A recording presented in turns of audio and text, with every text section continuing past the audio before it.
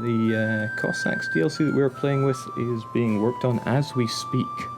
Nonetheless, we stream it for your entertainment. We want to share some of that excitement with you, show off the features that we're working on here, and have a good time slaughtering each other. Now, I am here as observer, not as a country, so I can bounce around whoever I want and see just how they're doing. Now, one of the main things we have here in this multiplayer is our new random new world. The old one was given a facelift, and now we have a brand new world out there to explore. I think Portugal is leading the way there. They know the coastline, but they don't know so much about what is in the core lands here. What will they find? Well, so far they've only found one Native American there. Mesoamerican Zotri. Will Portugal be friendly towards them? I highly doubt it. So I'm on a different computer here. As I mentioned before, we've moved offices, so a lot of things have changed up. So I want to get this all sorted out and see who's up to what. For one, we have Daniel here as Austria. Now, he came in before, in a bit of a pre-stream, explaining that what he wanted from this MP is a big Austrian empire. Whether it will be holy or Roman, I guess that's up to him, but his territorial expansion is heading towards Venice here. Venice looking like they're going to be wiped off the map. Their last defense, their fleet keeping them safe from Daniel's imperialism. We've got some reports that the music volume is a bit high, so I just brought it just lower. bring it down a touch. Hopefully that is a-okay. We're gonna flip to see who all our players are and give a quick rundown of how things are, since it's been a couple of weeks since the last session. So let's get that there. If I could just choose the right one with one of our new map mode buttons that we have here to play around with. Let's hit up players. Normally I have these preset, but I'm on a new computer here, so things are a little different for us. So things are very much crowded over in Western Europe. And if you haven't been watching our previous streams, you might be wondering why Wissington is all over in France here. English France. Well, France and Burgundy formed an unholy alliance and attempted to bring down England, but blunder after blunder left France stripped of a lot of her coastline. England clearly wanting to establish dominance in the New World. However, England themselves are allied to their good friends in Castile and Portugal. Everyone's going to have interest in the New World that's out there. Will it be carved up fairly, or will English ambition get the better of them and make them break down those alliances? They've already established some outposts in the random New World's northern islands. But that will merely be a base for them to explore further into the random New World.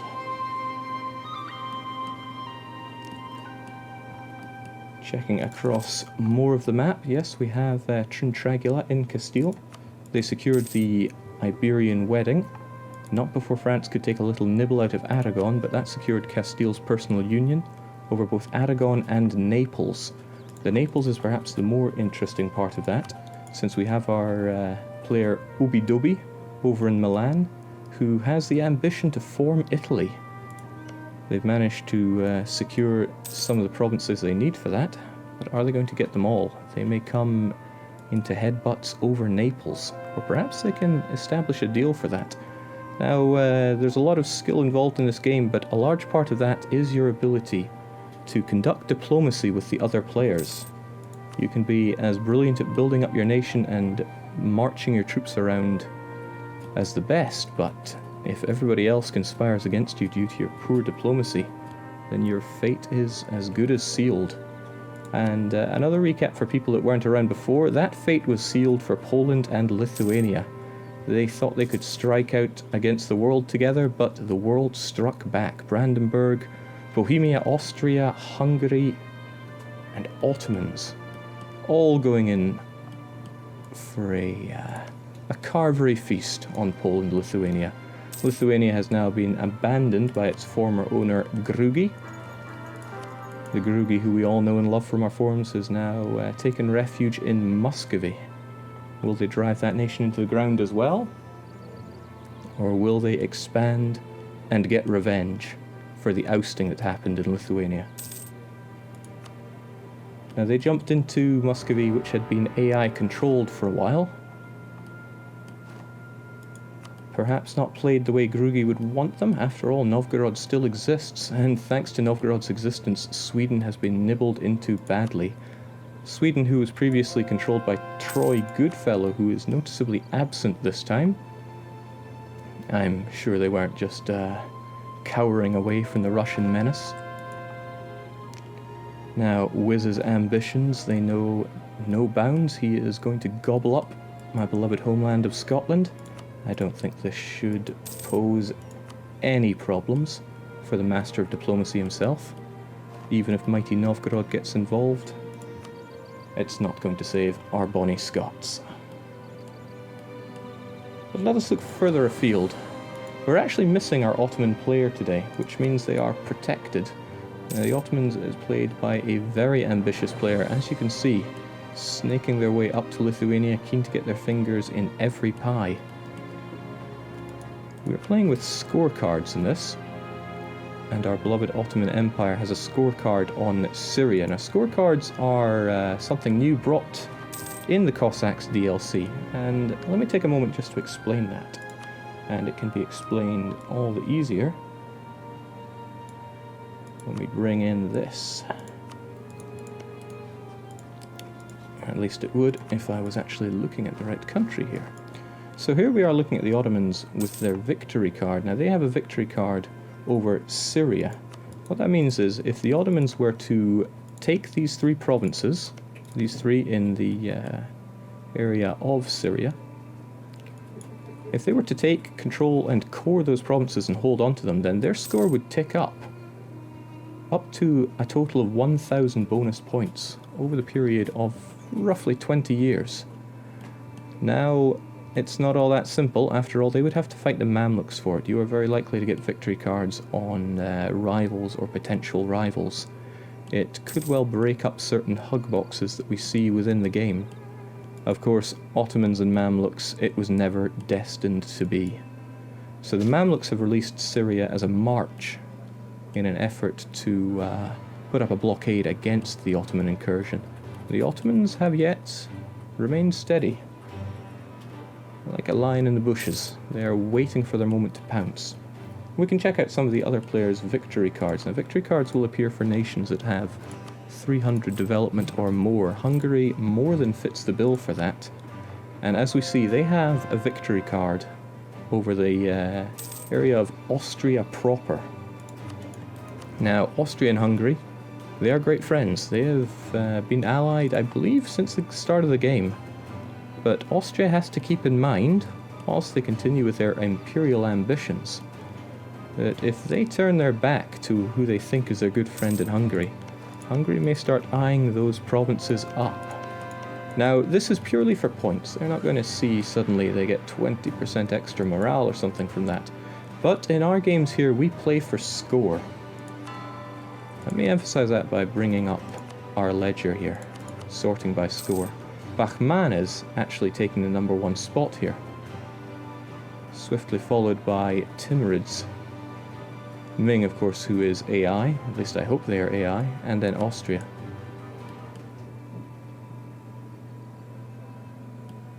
And it's not just playing for points here. Points mean prizes. And whoever comes in the top 3 will get a trophy. First player getting the largest one. Now, I was in the previous session and I got pipped at the post there. If the post is very early in the game, because, boy, I got destroyed early. I gave it a reasonable shot and ended up 5th, but, you know, no second places here. If you don't end up in the top 3, you get nothing but a pat on the back and a better luck next time. That's why I'm sitting here as observer. So, if you're looking to play for score, you can enable victory cards and just have that as a little extra reason to think that maybe your beloved friend Hungary is just an enemy in disguise. Now we have the big old friendship that is most emphasized by checking Austria's diplomatic map mode. They got Denmark, Brandenburg, Bohemia, Hungary, Ottomans, all as their friends. Heck, they've even got the Palatinate. They want everybody to be their best buddy. And as long as they have incentives like this, the devouring of Lithuania, they will likely remain friendly. Now Grugi over in Muscovy, wasting no time in demolishing Novgorod. They need the power base before all these hungry Europeans start eyeing up Russian land, seeing it as the latest, greatest point of expansion. But perhaps we're focusing a little too heavily in Europe there. Let's poke over to the Timurids. Now, Timurids are a horde here.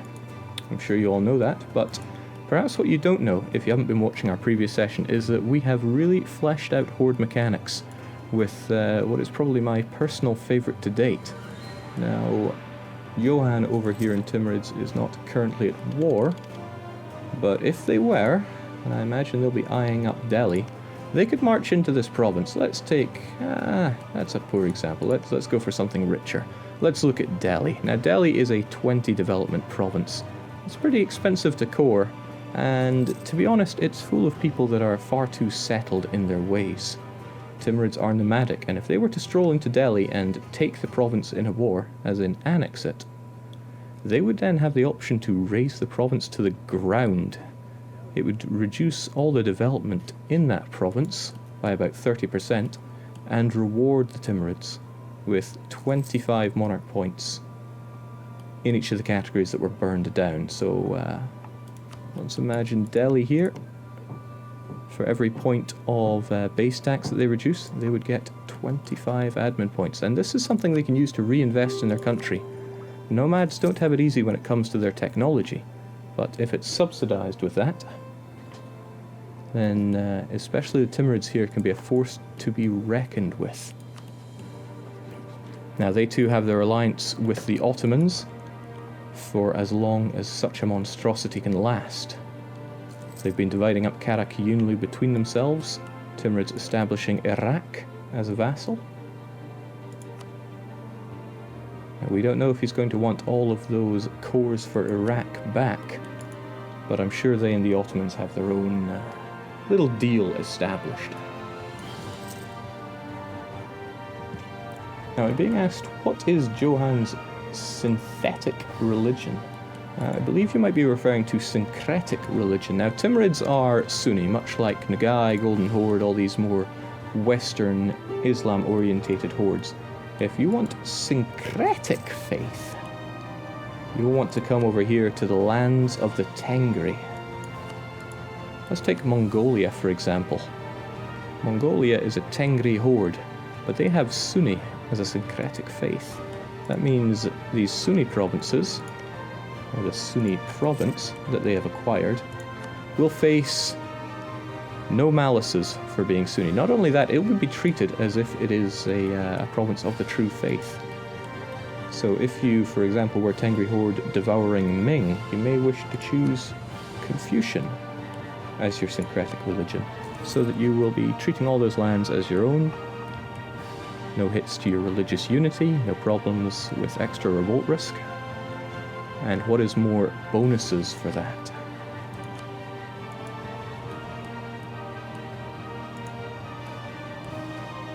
Now I said Timurids weren't at war, and they took that moment to go to war. What are they after? Or was I just so blind as to not see this before? That's also an option. I am pretty blind.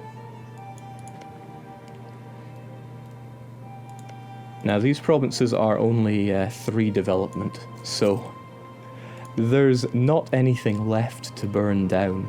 So in that sense, the people of Garhwal are a bit lucky, but perhaps Garhwal is not the main target here. Well, actually, all things considered, I don't think Koch is the actual target here. Timurids may have expansion plans, but they're not going to be leaping over to Koch that quickly.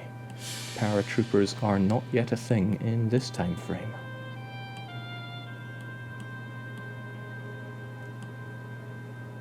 So it seems it's a time of relative peace for our world. Just a few minor wars. for as long as such a peace can last.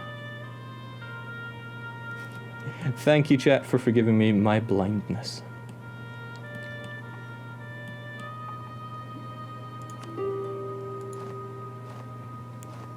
Yeah, Austria is posting up about their now dead heir and their 55-year-old Maria Theresa. It's alright, in my experience, Maria has a habit of living a long and fruitful life. However,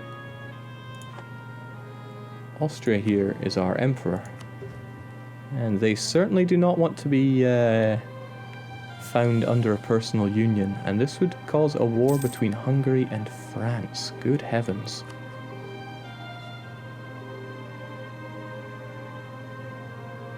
Good heavens indeed.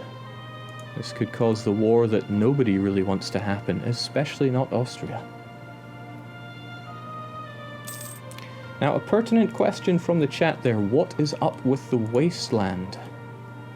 See if we can pull out a good example. Yarkand is great for this. Now, even if you were to Bob Ross paint the map, you'll still find these grey parts in the middle, but what's this? It's now perfect sheet white for Yarkand. Well, that's one of the new options that's going to be in the latest patch. If you surround most of a wasteland, it will become your colour and your name will spread across it. It's just one of those nice aesthetic touches. If you prefer the wastelands, more power to you. You can leave that setting on. Keep the grey blobs within your empire. Okay, so the Ottomans have infringed on the Iraqi land. It's not that great, but a province is a province, and in these multiplayer sessions, it doesn't take long for all of the land to just become players rubbing up against each other's shoulders. Now, the Ottomans are AI controlled, which means they're protected.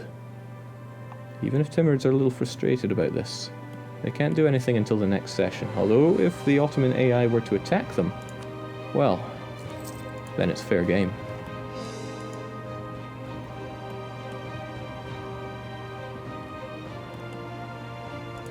It does, however, remain relatively peaceful. I don't think anybody wants to pull the trigger that quickly within Europe, what with everyone so closely bundled together and there being mega alliances.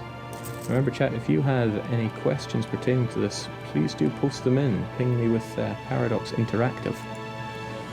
I'll give it a read and do my best to answer your questions without spoiling too much, since, as I've said before and will continue to say, this is hot code that we are playing with. When the Cossacks is released, and I do not have a date for you on that one, your mileage may vary. Game is still being worked on and put through the ringer.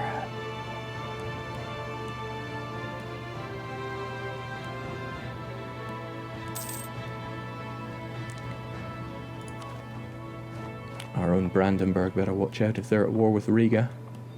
I may say that as a joke from time to time, but they can certainly punch above their weight. Brandenburg, you're gonna have to pull it together. It's just people trying to establish their dominance, though, because when they run out of other nations to eat, they are going to set their sights on each other, especially when they want the points from the victory cards. Let's have a look at Bohemia. Piloted by R Laser, but they're just a wee bit below the cutoff for getting a victory card. England, France and Burgundy are actually very interesting setups for scorecards here. Since if we look at this, England has to take on both Burgundy and France if they want these victory cards. They could always strike a deal with France to destroy Burgundy in exchange for Vermandois, but it goes the other ways there as well. France has great interest in taking on England for the return of the Poitou area. Oh, it happened. Better believe it happened. France has to decide whether they're going to step up to this or not. The ruler of Austria has died, and they will join in a union under Hungary. So Hungary now has Austria in personal union, meaning that good old Bohemia has secured the imperial throne. Austria as a subject has become invalid for it. Now, I would love for you to just go to war. Unfortunately, I am a mere observer, and my decisions, they don't matter anyway. Yes, somehow I don't think France was entirely up for fighting the Austrian, Bohemian, Hungarian, Muscovite, Ottoman, Wallachian mega-force. But they might have. They might have. So Austria also gets a very average ruler for them. They'll be keen to get out of this. But their options for getting out of this, well, it's already made for them actually. Hungary's prestige is down the toilet, which means as soon as Albert I von Habsburg dies, that'll be an end to the Union. Unfortunately, little Albert here is only 18 years old. He will live long and fruitfully. This will put a halt to Austria's ambitions. Big, strong empire, he said. Big, strong Austrian empire. Now we want to have a quick look at Denmark and Milan, because in the previous sessions they ran into a bit of a problem. They were overly ambitious. So if we check out Denmark to begin with, not only did they take too much Holy Roman Empire land, they also ended up breaking truce by accident. Now that didn't end up so well for them. They ended up a target of a rather large coalition that kicked quite a bit of land out of them. Fortunately, all they were left with was Danish land, and since others didn't have cores that they could kick out of them, there wasn't much to be done with that. Just checking out the chat there. So they were able to hold strong, peace out with everything they could, and they're going to take every opportunity they can to get things moving again. And I have requested that Gotland, glorious Gotland here, remain independent.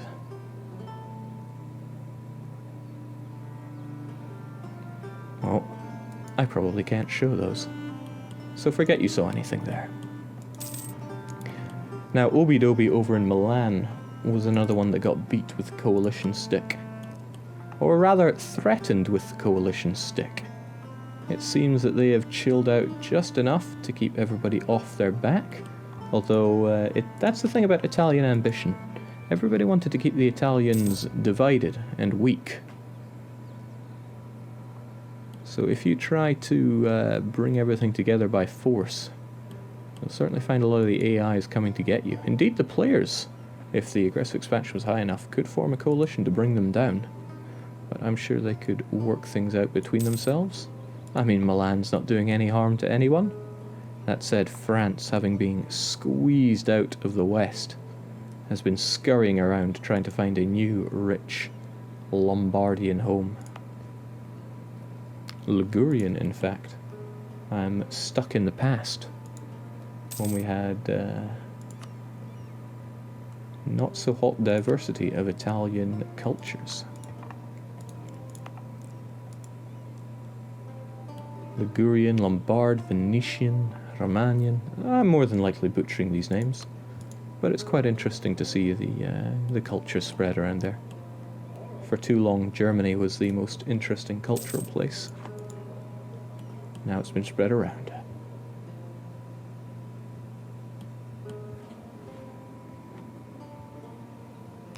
People are debating about forming Italy. Well, Italian ideas are pretty damn good.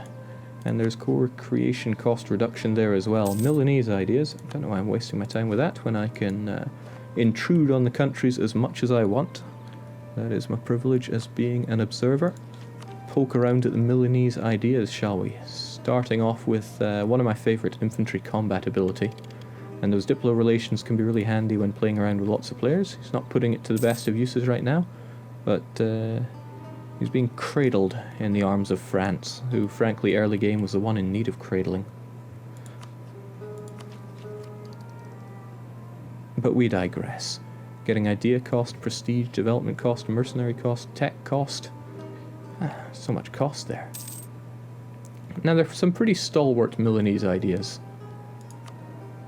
And they've gone for the Ambrosian Republic, which I think is pretty damn good, but then I love republics. If they were to form Italy, however, they'd be forced into a kingdom, but they'd also get some amazing ideas. You can check them out yourself, or if they do end up forming Italy, we can check back on them later on.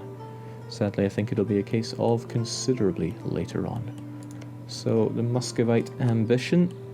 They've been eating their way through Novgorod.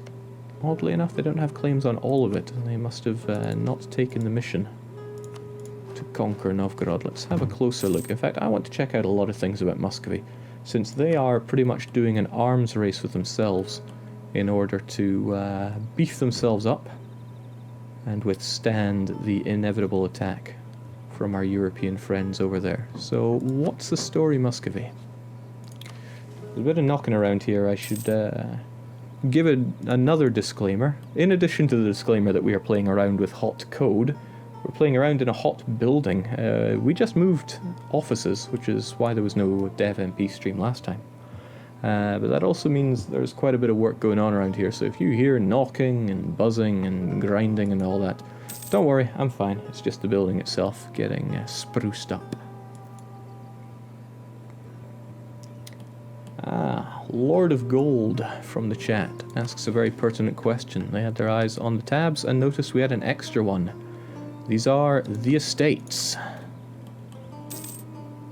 Now this is a big part of the new Cossacks DLC. This is a paid feature for the game, and if you want a bit more internal management in your country and play around with the forces that be, you can check out your country, and you'll be assigning provinces to certain estates. Let me go into more details there with Muscovy here. Now, I'm sure they've got their hands full with their other wars, but that's okay. We as an observer can just tinker around with these. So, for Muscovy in particular, they have 4 different estates that they have access to here. Cossacks is a nice little one, but we'll come to that later. They have boyars, the nobility, the ones that... they're going to have to appease them quite a bit if they want the bonuses, but the bonuses that they get could be really powerful. So if we check it out, the boyars expect a certain amount of land, and if Muscovy gives that to them, it'll increase their their loyalty and their influence. Now, ideally, you have estates that are very loyal to you with high influence, because that'll give you some wonderful bonuses. If the loyalty begins to wane, the bonuses won't be so hot, but if they become disloyal, then they're going to give you some horrible malices, both in the provinces you give control to them, and to the country as a whole. At the moment, all the estates are kept lukewarm, if not happy. Beyond 60 is where they become happy. The clergy, for example, are really quite happy, boosting tax by 15% and lowering that stability cost. So, keeping all the churches appeased, they'll be sure to shake down some charitable donations out of the masses and tell them that everything is fine and that the ruler's cause is just. You want to satisfy the burghers as well. Normally burghers satisfy you, but in this game you keep them happy and they'll keep your wallet happy. They'll boost your trade efficiency. You make them a little too unhappy though, and this can be affected both by the provinces you assign and events that fire throughout the game, swaying mostly on the loyalty and the influence. Finally, and for Muscovy, there are the Cossacks. Now the Cossacks, they don't have any base expectation of land, but if you were to give them land and you are forced to give them only steppes, if you want to assign provinces to them, it must be over in the steppes, since, you know, that's where the Cossacks go, right? And if you appease the Cossacks, you are in for a wild ride when it comes to your cavalry, because they will strongly boost your cavalry's combatability. Not only that, they will make them cheaper. Now, if you have ever fought against or played as an Eastern European, you'll know that your cavalry can punch pretty hard. It's a little early in the game for some advanced cavalry, but we'll have a look. Yeah, there goes that buzzing again. Hope that's not too bad for you. Their cavalry can get really strong, and if they have better combatability, and in addition to that be cheaper, then you could be running everyone down with the hooves. It's like I'm in a dentist here. So how do we actually assign those provinces to them? Well, quite a few of these places are without a state. I guess that's why we have handy-dandy estates. So, Vologda. I'm probably butchering these names again, but what the hey. It's assigned to the clergy, and the clergy here have to take their cut, so they're going to give you a minimum autonomy of 25. But once they're there, they're going to reduce the unrest and also give you better missionary strength. So let's say you're Muscovy, and you end up conquering your way down through the Golden Horde. You're like, oh no, I've got all these Sunni subjects now that kind of reject my orthodox rule. Well, send in the clergy. They may take a little cut of the autonomy, but it may be autonomous to begin with since you just conquered it. And if they are strong, as in they have a lot of influence, and they're loyal to you, then you're going to find not only that lovely countrywide bonus, but also on a provincial level. It's going to reduce that unrest and make your missionaries stronger. So that will definitely help eradicating all these people that you do not want in your country. Got to spread that Orthodox love. Try telling that to Lithuania. The orthodoxy within the country is being purged.